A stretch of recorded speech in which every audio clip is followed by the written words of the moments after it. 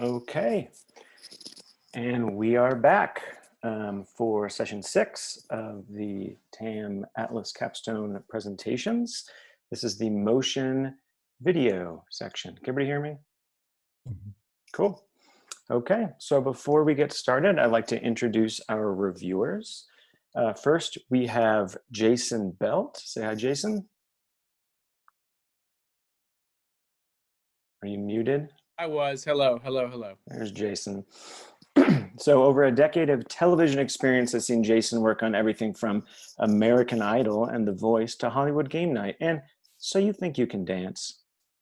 Beginning as an editor, Jason focused on storytelling, crafting mini biographies for show contestants, and a variety of celebrities from Jennifer Garner to Jimmy Iovine.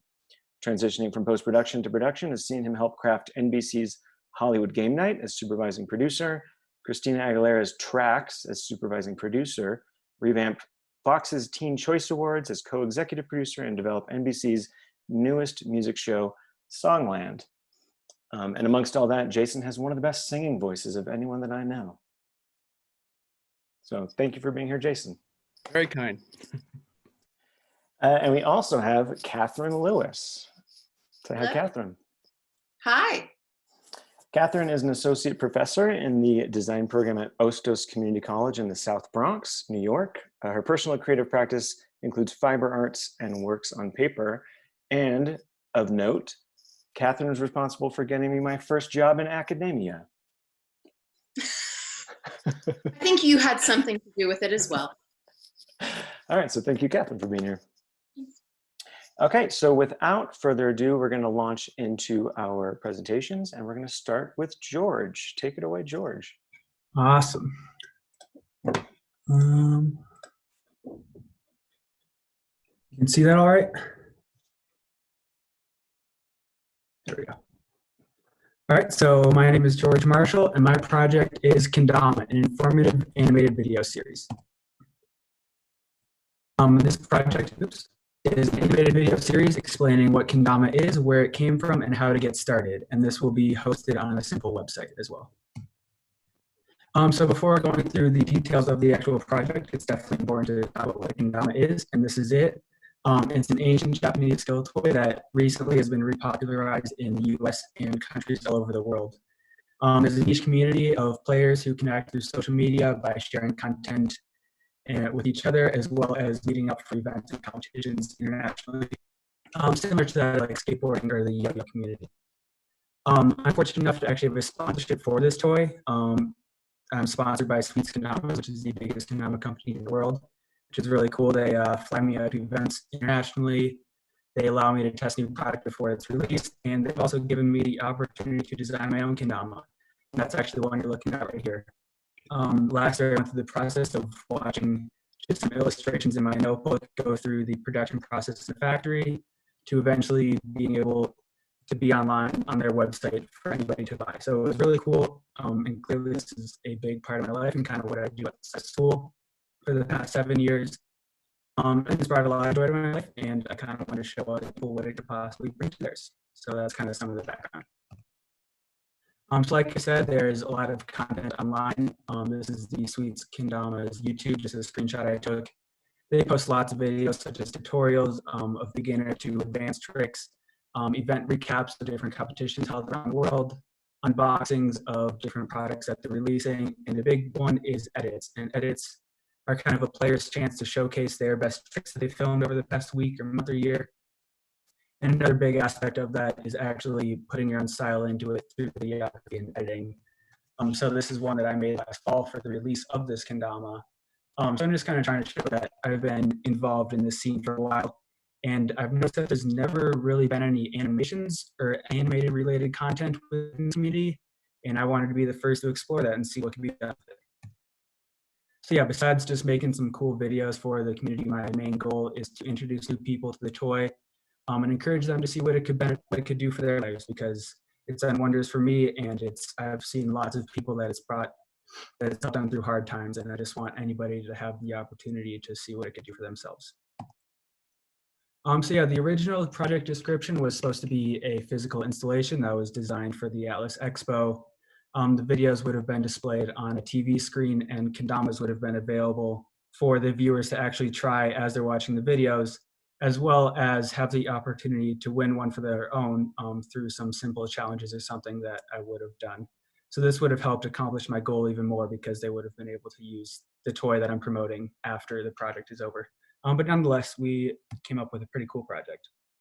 So throughout the process, I was experimenting with which style I kind of wanted to go with. I was using some Cinema 4D to maybe try a more realistic 3D modeled approach, but I quickly decided that just wasn't really the aesthetic I was going for. I went into a technique called rotoscoping, which is where you just draw frame by frame over live action video. And it gives a really cool, realistic yet like hand-drawn feel to it. I like this style, but I'll come back to that in a second. And then I was also working in Illustrator, doing some clean vector line drawings and importing those into After Effects and further manipulating them. But ultimately, I decided that I would use After Effects as the main driver for the animation and use this rotoscoping technique for individual components in each of the videos. So having this hand-drawn feel throughout all the videos would keep them cohesive, even though they are separate videos. And then lastly, I was working on prototyping and designing the web interface just in Illustrator. So besides those styles, I also wanted to establish cohesiveness through color. So like I said, this is my kendama, my pro model that I designed. So these colors are recognizable in the community as like the George Marshall colors. So I wanted to keep that. It also just for any new player or new person looking at this, I just like the colors and wanted, again, to make it feel like a unified project through color and style and everything. So the first one that I completed was the history of kendama. I thought that it was important to kind of let the viewer know what kendama was before they got into it, so they have a basic knowledge of it. Again, the hand-drawn feel and the colors are all here. And this was the first one I completed, so it kind of was nice to establish the style, the techniques, and the workflow moving on with the project. This one is the benefits of kendama. This example right here is kind of one of the more humorous approaches to it, but the main takeaway is that it actually is a great way to meet new people. I've met so many random people through it just because it looks pretty weird when you see it on the street or anywhere. So it's just kind of a list video with graphics that go along with it, similar to this one.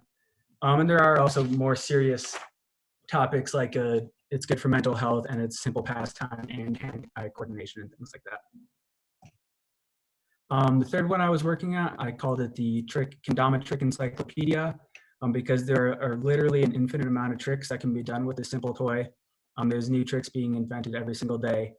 And I kind of wanted to, number one, poke fun at some of the funny names that are with kendama, as well as actually give a nice visual aid for anybody that's new to the toy to maybe help them remember these weird tricks. So the actual video goes through each tile individually and gives the viewer a chance to soak it in. And it was just fun experimenting with these looping animations. So yeah, the main takeaway is just show how many possibilities this simple toy can actually have. The last one I worked on, this one is definitely geared towards the new player, which is the goal of the project. And this is a tutorial that I took from the Sweets Kendama's YouTube. It's the trick Big Cup, which is the easiest trick in kendama. It's always the first one you learn. It's the most simple one. And I just wanted to see what I could do by adding my own graphics and style to it to kind of enhance the learning experience with it. Because besides that, it is just verbal talk with a little bit of simple demonstration, as you see. So I just wanted to make it a little more easy to follow.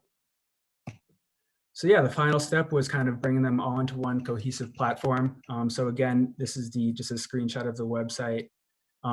Kept the colors and the hand-drawn feel to it to keep it feeling like one project. And each thumbnail, you click on it and it will link to an auto-played YouTube video that you can full screen and watch. So yeah, although the installation didn't work out, like I said, I'm really happy that I was able to keep it on a website because it is live for anybody to see and it will continue to be live forever. And I've already gotten lots of positive feedback from the community that they think it's really cool and that they will actually plan on sending this link to anybody new that's interested. So yeah, overall, I'm really happy with how the project turned out. Thank you for watching.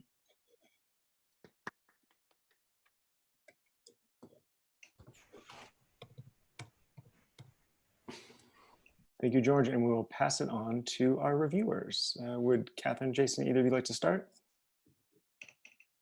Catherine, you're unmuted, so you can go. Great. Thank you so much. First of all, I completely appreciate that you've been involved in this project for such a long time. I think it's always, I tell my students that no matter what class you're in, you can always find a way to wrap your project around something that you're passionate about. So I think that that's really good.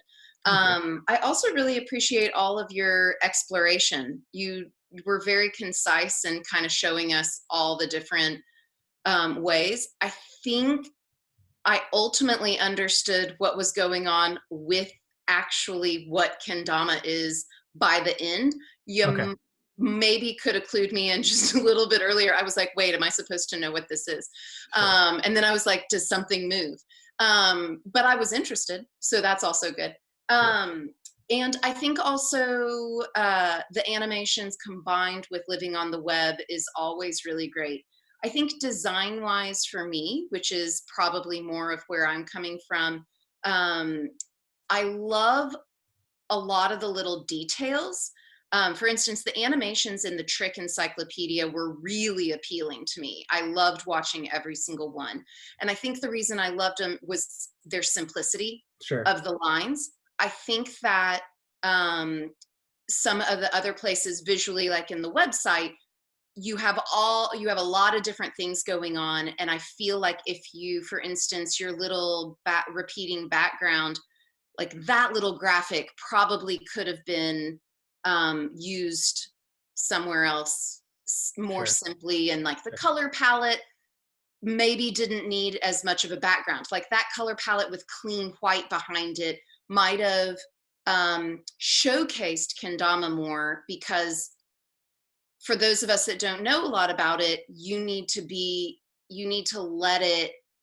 highlight it rather than making it seem like you have the most information out of everyone, right? Which is kind of what you're like, look, everybody, I've got all this information.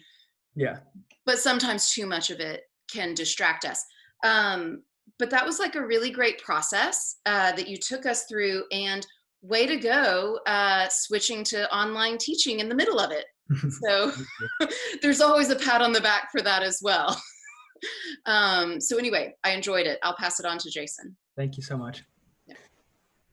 Yeah, I actually echo a lot of that. I think the colors thing was one thing that I was kind of like, oh, I'm a little bit curious about what that resonance is in the community, what that actually means, because having a small community like that, I think is really powerful to have that kind of identity. So I was really curious about what that impact looked like. There are a couple things aesthetically that I really, really enjoyed. I love the enmeshment of the live action with the animated. I think that's something that's not done very well on the web in just, normal digital tutorials. So I thought that was really smart. The simple like continuity thing with the red lines, I thought was really smart as well. And I think it allows the viewer to really comprehend what's going on physically with something that they're able to track really simply. So I liked a lot of that. And I think sort of to dovetail off of what Catherine was saying, I think finding something that you can be creative with because you're already passionate about is something that most people overlook. And I think when people are looking for projects or things to create, they often lose sight of the things that they're already currently doing that can be done easily and well. So I applaud you for leaning into something that obviously does not have a tremendous amount of content around it, because it's not extremely popular despite its longevity.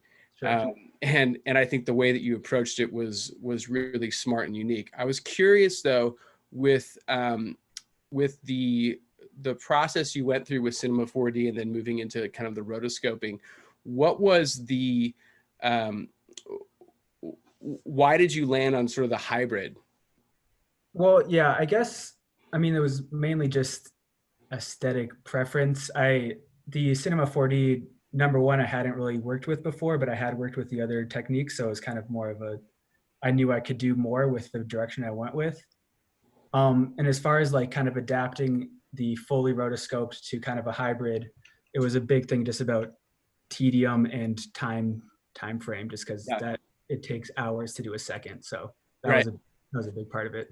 Yeah, I think your aesthetic choices were really smart. I think it's very Adult Swim and just kind of diving into that that demographic, which I think is really where this should sit. I mean, you're talking about getting late high school or college age kids. My oldest daughter now has a Diabolo, which I think is sort of in the same family of activity. And for whatever reason, her middle school, a bunch of these kids, they had someone come and present it in a way that resonated, and all of a sudden, all these kids bought these Diabolos. So I think that there's some real value for what you're doing. So I appreciate you sharing it. Cool. Thank you so much. Yep. Okay, that's great. So we're going to have to move forward. I want to point out that we have the feedback form that I sent to both reviewers. So if you have any more comments, and you're also, George, and all the people in this session will get comments from other people watching as well, will be in that feedback form. So we'll move on to Diana. Hi. Okay. You all can hear me? Okay. Sweet. I will share my screen.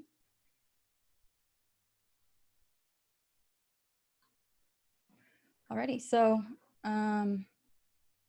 hi, my name is Diana, and I'm working on this project with my partner, Justin, although disclaimer, science at Regis University, so he doesn't actually go to CU. But our project is an MDMA educational campaign under our brand name, Corpus. To be more in depth, Corpus is an identity we want to use to create informational explainer videos on world problems across multiple platforms. To break this down, informational explainer videos are key to us because we believe that video format is the easiest way to break down important and complex concepts for quick retention, especially since our audience is younger aged college people who spend a lot of time on social media and YouTube.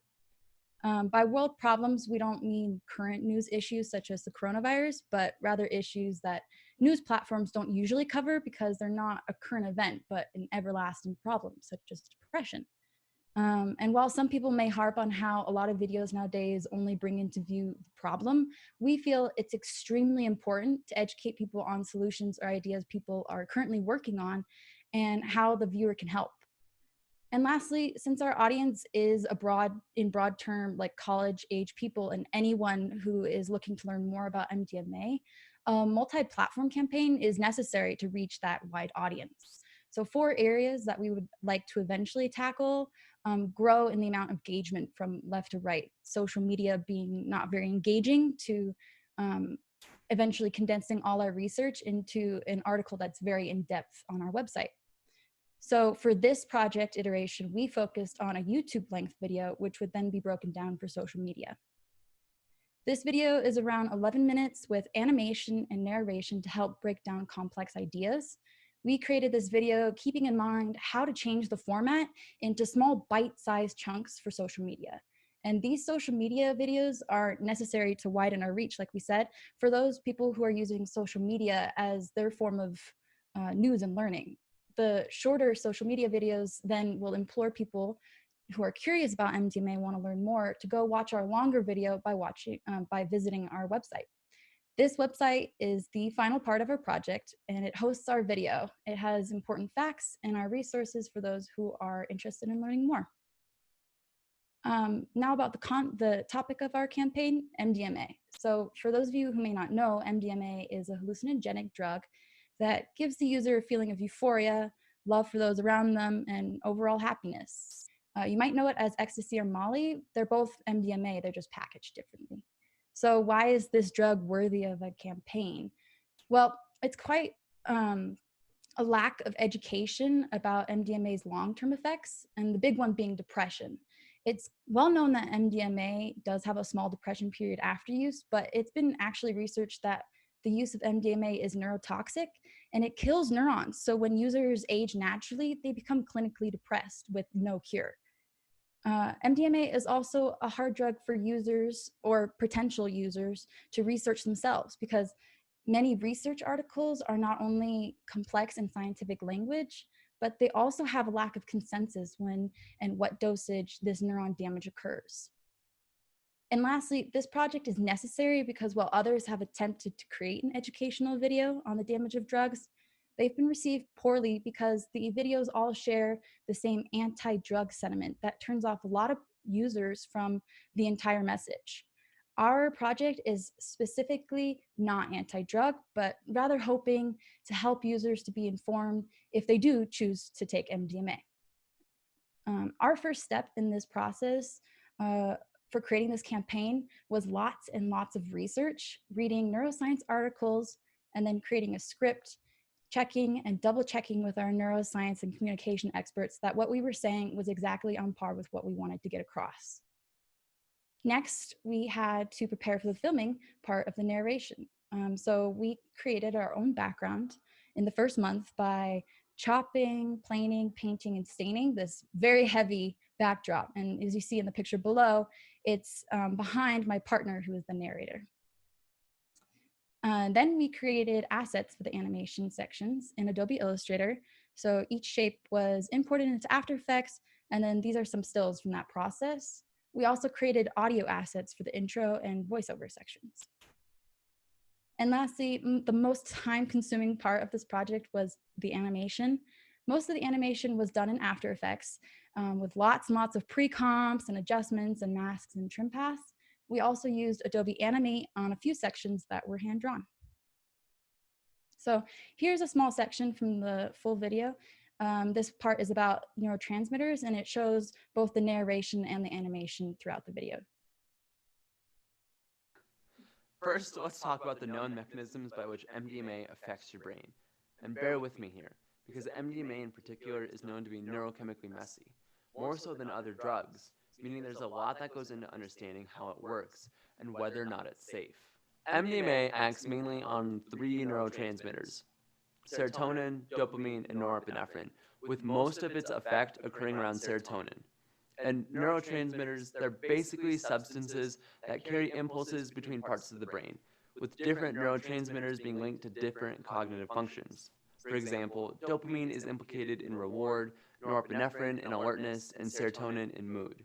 In totality, it's more complicated than that, but you get the idea.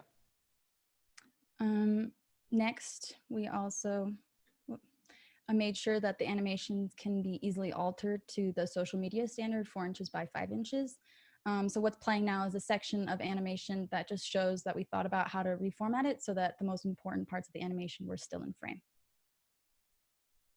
And lastly, our Corpus website is up. It's with our video, and it has a brief description of who we are and a page that for our future projects to live on. Right now, it's just this project, but in the future, hopefully we can add more to that. And below, we have details and extra information section that shows what it would look like if we added more details to what people might be curious about if they decided that they wanted to learn more. And lastly, our video is posted on YouTube, and it's linked to this video because we wanted it to be easy for users to share it if they wish. So this concludes our project on MDMA. Thank you. Good job, Diana. Thank you so much. Jason, you want to start? Sure. Yeah, really, really well done. I think it's super informative and interesting. A couple quick questions that I don't know if you can answer or not, but I'm curious what your social media strategy is for the snippets that you're talking about putting on Insta or wherever you're going to place it. The reason I asked is because the language in the video, at least the portion that you showed us, I think is still really heavy and pretty heady as well. So if you're looking at trying to get a solid click-through rate for people that are genuinely interested in having this conversation or understanding more, I'm curious what your guys' sort of plan is to try and get people to go from that Instagram sort of ad and actually click through there. Right. Yeah, so the idea that we kind of had for the social media was a mix between like Snapchat and Instagram, like you said. So what we wanted was to take the large sections that you said are like pretty thick with information, and we wanted to condense it down like script-wise as well, so that when you're presenting it to social media, like a lot of people don't even have their audio on. So what we wanted was a quick way to like say the information, but in really short snippets. if that makes sense. So like talking about the 3 neurotransmitters instead of talking about like the whole thing. Maybe you just introduce, these are 3 neurotransmitters, and MDMA mainly affects serotonin, and that would be like the snippet that you would get people to engage with. So you've got 2 audiences that you're looking at, right? It's people who are curious and people who are using. Yeah, we Right. wanted to really inform Yeah. people who are already interested. Yeah, I think that's really smart. I would encourage you to definitely look at the social media strategy of it, because getting that click through or having some sort of retention, I think, is going to be the most difficult part of it. That's been the hardest part in our field of trying to get people to engage in longer form videos, has been figuring out how to get them to actually be active with what we're sending them. But I thought, again, man, so impressive how you guys are doing the animation and the live action together. I think it's really, really smart and really well done. So good job. Thank you. I'm assuming I'm next. It was incredibly impressive. I think that the aesthetic throughout was really cohesive. I could also see how the graphics and the ultimate website could transform color-wise depending on a change in topic. You explained it very well spoken. I agree that it is a heavy topic, and as you continue to talk or continue to work on and develop it, you would refine it even more so that it could be in even a smaller snippet. I got my start in my summer internship in college at a medical animation firm. So I can appreciate, sometimes it's not very sexy to do things, but your graphics looked really, really great. And I think the only thing of interest, I love a manual project, so that backdrop probably would have been my first idea as the most important thing to do first in a project. So I appreciated that as well. And it really translated and increased the professionalism of the way that it was shot. So I appreciate all that work as well. Thank you. Yeah, for the animation with medical things, it's always hard trying to get people to like engage with something that people, it was fun trying to get it to look more engaging. I both saw breast reconstruction surgery and incontinence. So try, next time, give those a try. Alrighty, thank you. All right, great job, Diana. Thank you so much. All right, and moving right along to Ben. Sweet, can you hear me? Cool. Go. Sweet, so my project, I'm Ben Gillespie, and my project is called 27. And so 27 is a digital character meant to simulate a musical artist for experimental spec branding purposes.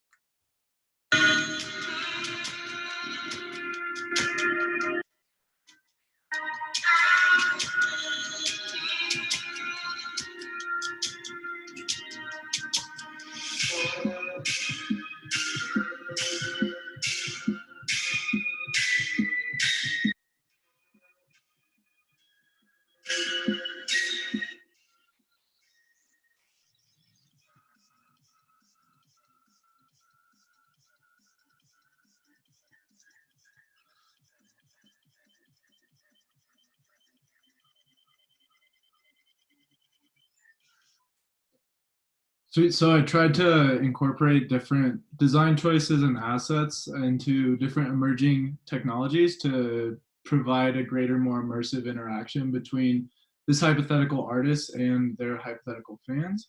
And the music industry is changing really quickly, and so it's a great opportunity for labels and creators to be more agile and creative and experimental with these emerging technologies to help or to try to keep up with the competition.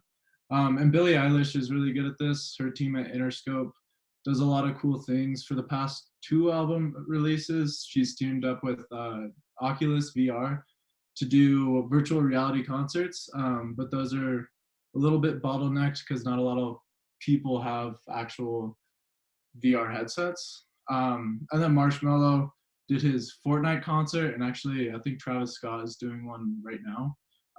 But he got 10.2 million people to show up to a concert in Fortnite. And if you could imagine selling 10.2 million tickets, that would be quite the successful event. And so the concert and event promotion, it's a $35 billion a year industry. This was projected in March 2020. I'd imagine those numbers have gone down quite a bit because we can't really do many live events right now.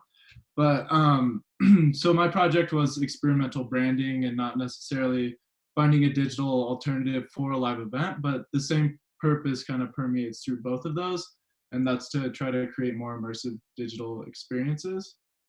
So the platforms that I utilized were a 360 support through YouTube and Vimeo, Spark AI for Facebook and Instagram, and then also just Instagram.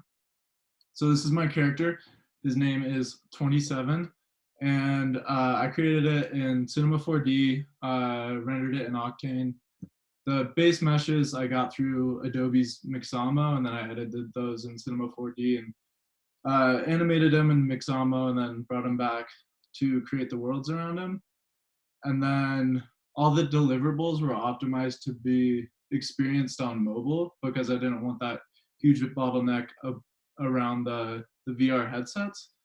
So the first deliverable was the virtual reality film, which is, it's not like true virtual reality. It's not incredibly interactive, but it's 360 equirectangular images that you can view on mobile through YouTube and Vimeo. And then the second deliverable is these Spark AR digital assets. So Spark AR is a company founded by Facebook and Instagram. So all of these digital assets, if they're made public, anybody with an Instagram account can scroll through Instagram lenses and access these. And then also just good old social media assets to try to spread the brand and stack the feed. And then so now need a little bit of viewer participation, but if you guys take out your smartphones and then just go to your default camera app and look at this link, this QR code, then you can experience the last minute or so of the VR film, and you can like scroll around and look around on it.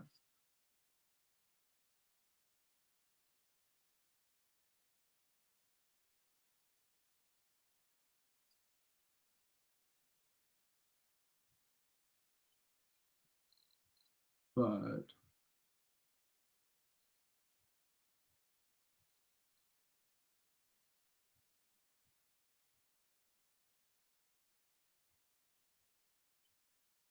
yeah, that is it if you guys are done watching.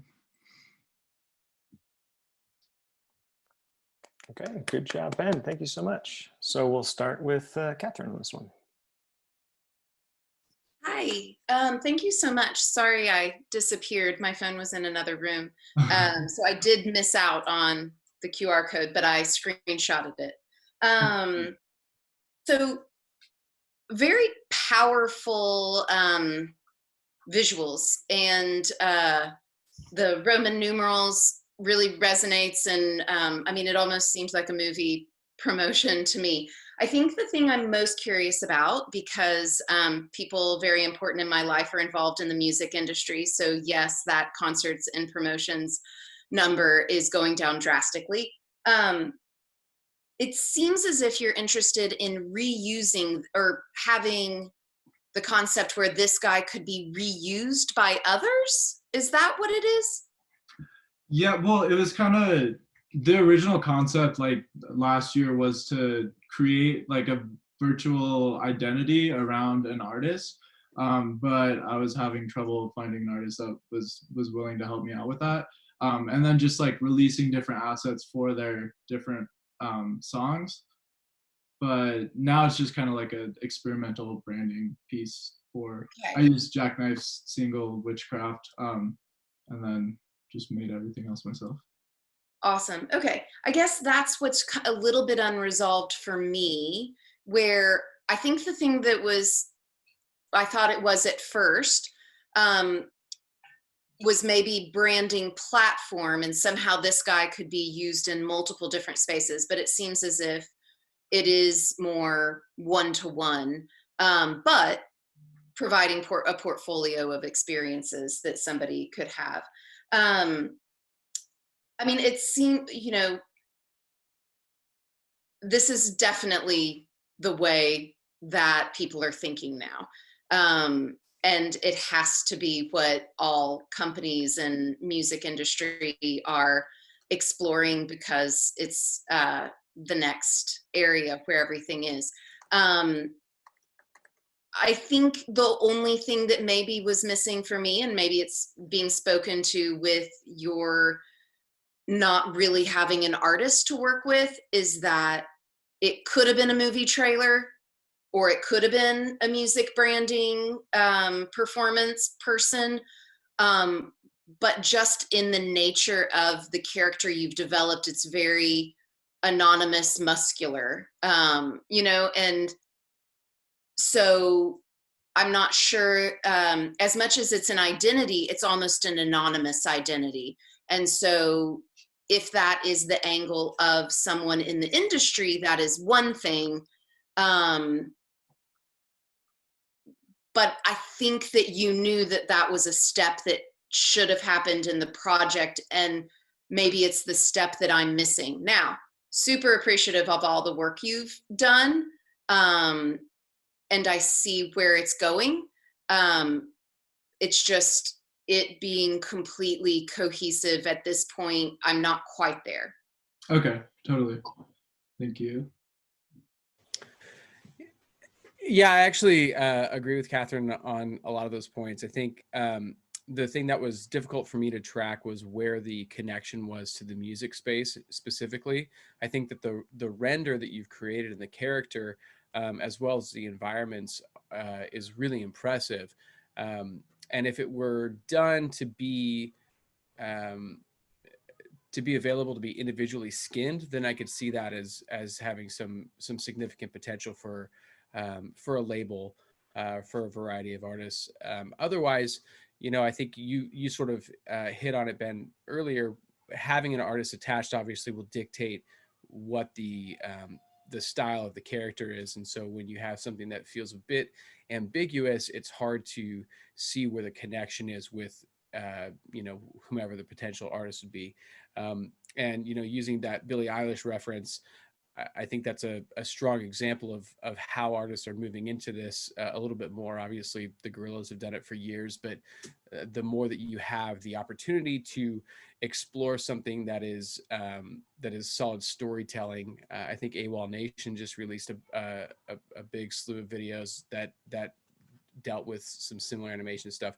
So I do think it's a powerful platform, but figuring out how to showcase that connection with a specific artist, I think would be a good transition here. Even if you just chose a song and formatted it around that song so the environments match the musical component of it, I think that would be super helpful. But phenomenal looking 3D stuff. I mean, the renders are really, really powerful. So nice job on that. Sweet, thank you. Yeah, that was the original idea, was to try to craft an identity around an artist and then use that as use these 3 platforms to kind of supplement release. But I did have a little bit of trouble finding an artist. So Good job, Ben. Sweet. Okay, and then last but not least, Joss, take it away. Hello, can you guys see me? Can you guys hear me? We can hear you, but cannot see you yet. Okay, my camera's not turning on for some reason. Well, anyway, I'm gonna be screen sharing from my computer, so I suppose you don't really need to see me then. We got you now. Oh, you got me now? Oh, it's in my yeah, for some reason my front camera's not working. Anyway, I'm gonna click screen share. I have to use my phone and my computer at the same time for this, because for some reason my computer doesn't have the camera doesn't get recognized. Do you need your panelists, or sorry, your one of your devices is still in the attendees room? Do you need them? I just moved it. Yeah, I should have a computer. Okay, yeah, where's the all right, share screen? There we go.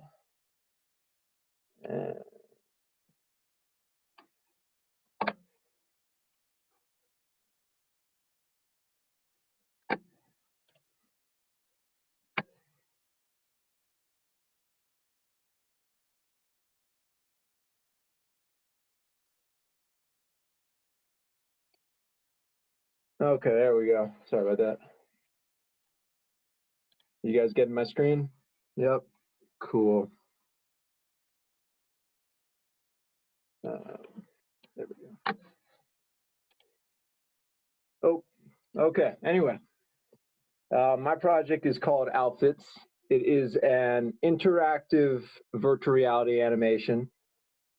And I pretty much got the idea for this thing on a hike I did last summer. Me and my friends go camping every summer, and there's this huge mountain over there called Mount Savage. It's a 13er. And while hiking up this mountain, I'd really been, as one does in nature, contemplates purpose. And I kind of had this big realization that all the choices that I've been kind of battling between in my life were all kind of in the same exact light. They were all just choices that were taking away my true essence. I was trying so hard to figure out who I was that I was kind of putting on an outfit. And that in itself is what led to the idea. And I wanted to make a film from that point on. So I entered the school year, entered my Capstone 1, and took a while, but then I came up with this animation idea. These are some initial, what's this called, storyboards, where I had this story about someone who basically has an existential break trying to choose an outfit and ends up refining their true essence by the end of the film. It was a real cool idea, but I told it to Shiva, and she kind of thought, all right, you're making an animation, but is that really TAM? And I saw her point, that it wasn't as much of a TAM project as it was kind of an art project. I wanted to make a film, pretty much. So at that point, I said, all right, well, I can't just, make this animation as cool as it's going to be. I'm going to change it from an animation to a virtual reality animation for the Oculus.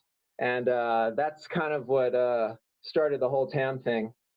At this point on, I knew that I was in for a learning experience, because originally I was going to use Cinema 4D. I was just going to do my 3D animation. I was decently comfortable with Cinema 4D, as I've already used Adobe Mixamo, the same stuff Ben was talking about before.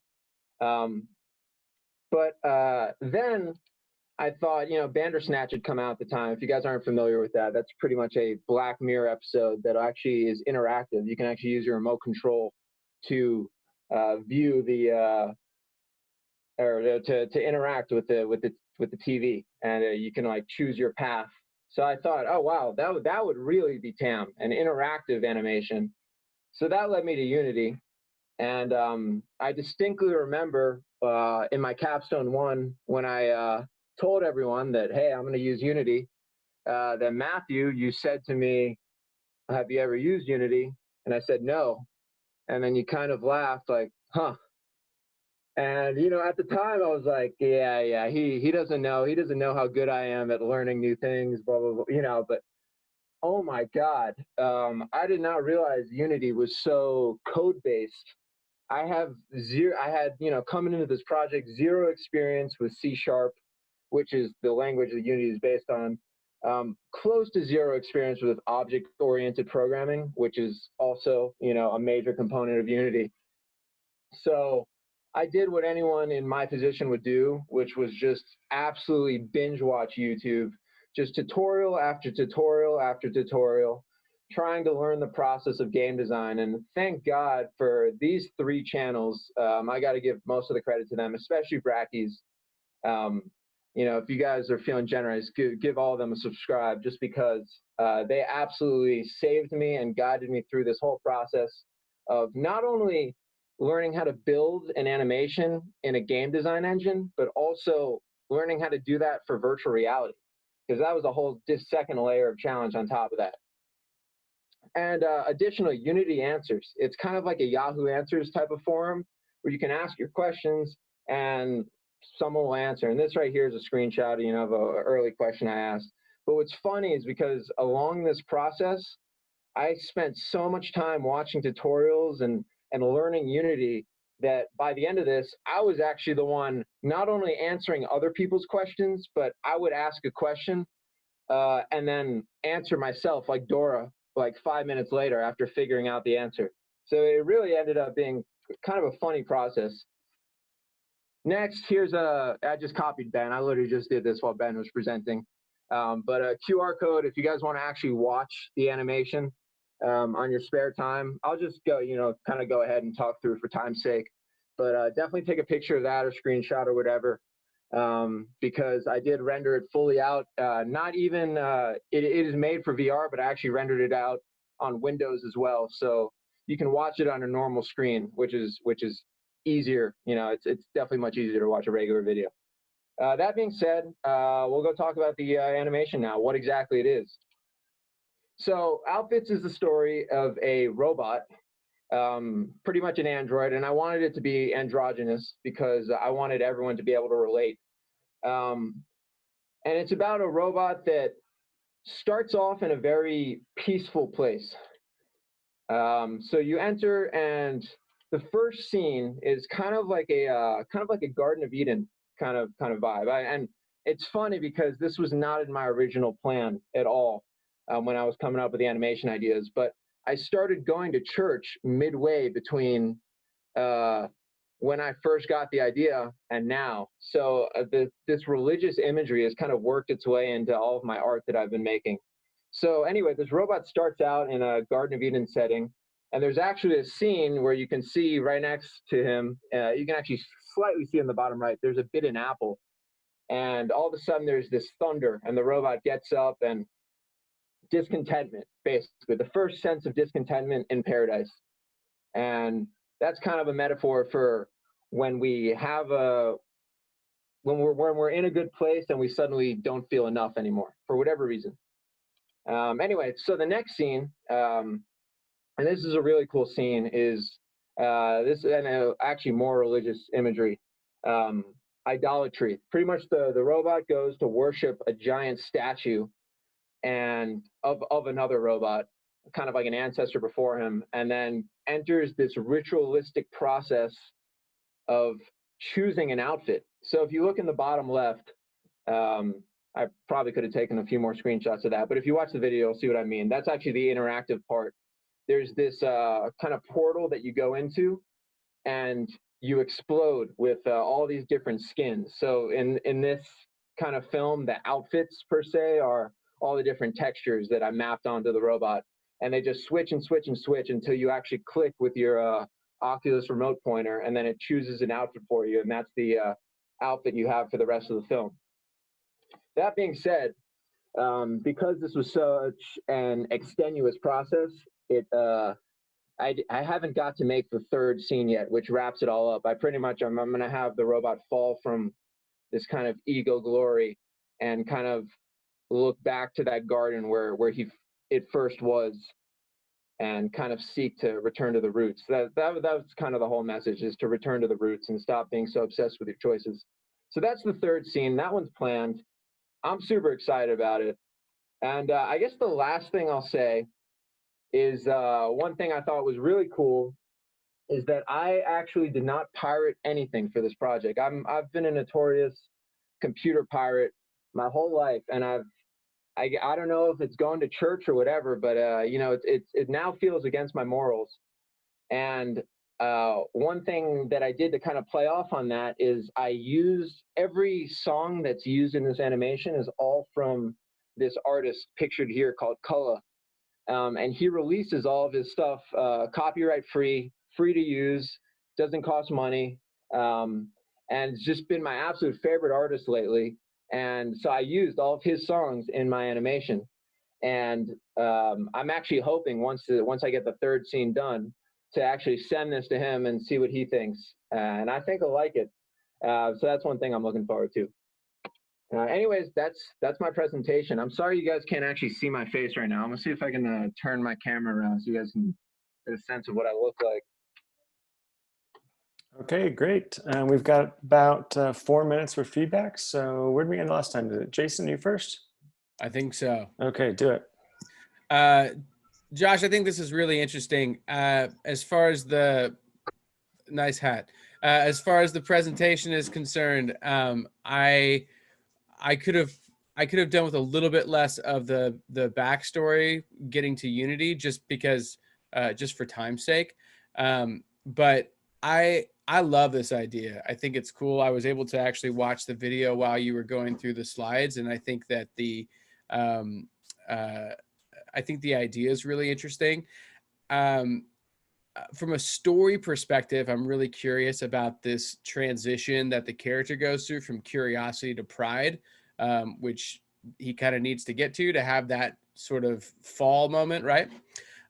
So I feel like, based on what you shared and what I watched, scene 2, or either scene 2 needs to have a little bit more to it, or scene 3 is going to need to be a bit more involved than you may be anticipating from a story perspective. But visually, I think it's really, really interesting. I like how androgynous the character was, and I think the way that you utilized both color and shape for this sort of kind of anti-Earth was really cool. So yeah, man, I liked it. I think it's an interesting idea. Thank you, man. Thank you. Actually, if you don't mind me explaining scene 3, it actually starts in a stadium. So pretty much almost like an American Idol kind of scene, where you're the center of the stage and there's all these other robots in the stands cheering on and kind of throwing flowers and throwing roses. And it's a very like glorious moment. So that's kind of how I set up the pride thing. Cool. That's great. Okay, Catherine? Hi, Joss. Thank you so much. So I agree that the visuals, I got to see obviously your screenshots, but I was able to see it on my phone as well, seem really involved and interesting and textural. It's very impressive that you went out and taught yourself everything. So I think that shows a great curiosity. And so keep doing those sorts of things. I agree that presentation wise, we had more about the backstory than we really did about the project. And then sometimes I have to tell my students that even though you have an opinion, save it for later. Let the reviewer have an opinion, let the future funder, let the person, who's deciding whether to produce your idea, let them have the decision, and everything. I think the hardest thing for me is the term outfit. There's certain words that really resonate with me. Like, I like them, I like saying them, I like listening to them. I want to hear people with different accents say them. The word outfit doesn't do that for me, because it feels superficial. So I feel like what you're trying to get at is something different from what that word is doing for you.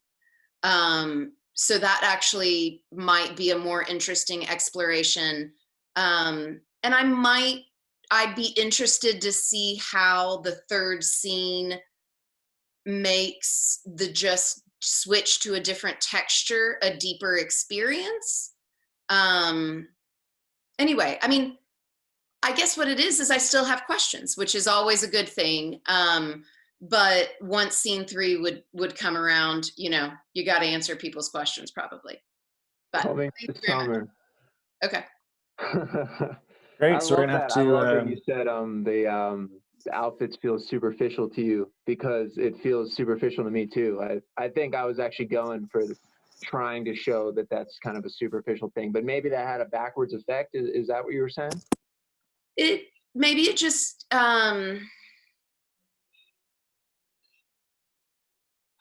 maybe linguistically, I don't enjoy saying it. I almost don't even know if I have something deeper than that, than literally the idea that I have to say the word outfit over and over again makes me not want to, you know, not engage with it. But, you know, everyone has their things, and apparently mine is that. Okay, so we're gonna have to stop there for our transition to the next session. I want to say again, a big thanks to Catherine and Jason for being reviewers for this session. And also a huge round of applause to the four of you, the students, for presenting these projects. Thank you so much. I know you worked so hard, especially with this whole transition to remote. So excellent work, everybody.